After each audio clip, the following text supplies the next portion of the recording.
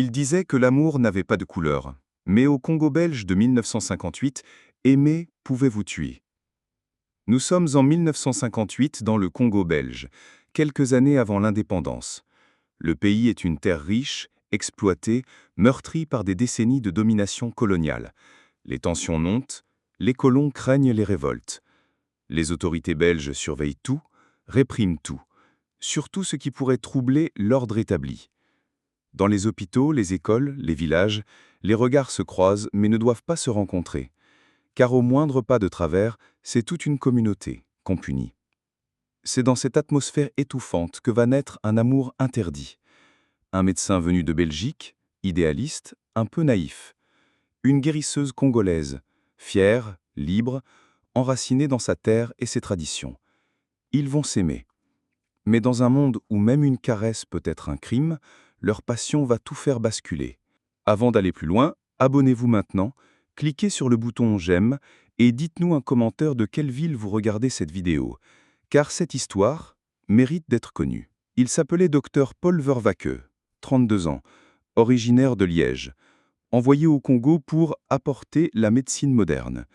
Mais Paul ne ressemblait pas aux autres colons. Il n'aimait ni les discours arrogants des administrateurs, ni le mépris envers les populations locales. Il voulait comprendre, soigner, apprendre aussi. C'est dans un petit village de la région du Kasaï qu'il fit sa rencontre. Mambé, guérisseuse depuis l'âge de 16 ans. Les femmes venaient à elle pour accoucher, les hommes pour calmer leur fièvre, les enfants pour ces chants qui faisaient reculer la peur. Paul fut fasciné. Elle, méfiante. Au fil des semaines, ils partagèrent leur savoir, en secret. La science de Paul, les racines de Mambé. Et peu à peu, les regards devinrent mains, les mains devinrent murmures. Ils tombèrent amoureux. Un amour discret. Mais dans ce monde-là, le silence ne dure jamais.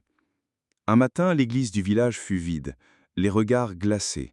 Quelqu'un avait parlé. Une lettre anonyme.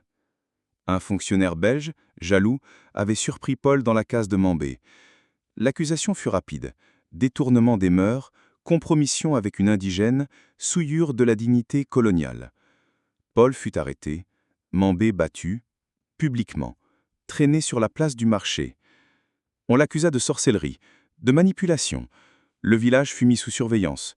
Les enfants ne vinrent plus, les champs se turent. Et Paul, humilié, fut renvoyé en Belgique sous escorte, sans un adieu, sans un regard. Son dernier mot à elle, une lettre cachée dans un carnet de soins. Elle ne la lira que plus tard, trop tard.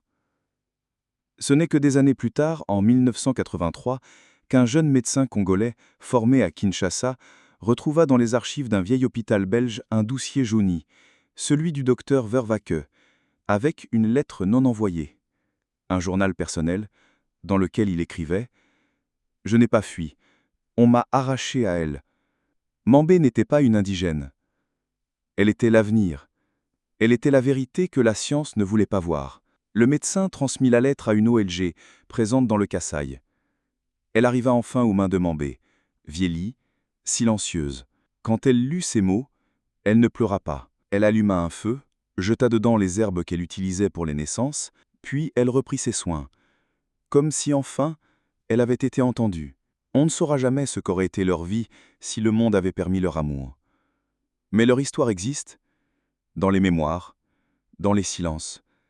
Elle est la preuve que même dans l'ombre de l'injustice, il peut naître des amours plus forts que les chaînes. Aujourd'hui encore, des milliers d'histoires comme celle de Paul et Mambé dorment dans les archives, effacées, méprisées, mais pas oubliées. Car tant qu'il y aura des cœurs pour les entendre, elles vivront.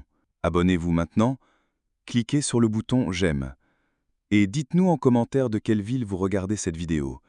Ça nous aide énormément à faire connaître ces récits puissants et peut-être à en changer d'autres. Merci d'être là. Merci de faire partie de celles et ceux qui écoutent l'humain derrière l'invisible.